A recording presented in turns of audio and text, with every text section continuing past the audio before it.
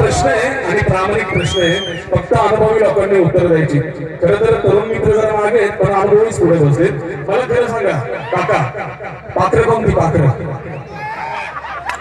त्यांच्या नाही देणार, तुमच्या आलं देणार. पात्र कोणती? कुठली? ही इकडची पात्र आणि पिंजरे तुमच्याजवळ. जजमेंट चुकते. हे बघा, जोपर्यंत माणसाचं लग्न होत नाही ना तोपर्यंत माणूस आजाद पाखरू आहे. आणि एकदा का लग्न झालं आणि पाखरू या पिंजऱ्यात एकदा का अडकलं, त्याच्या आयुष्यावर सुटका होत नाही. खरं की नाही? तू आज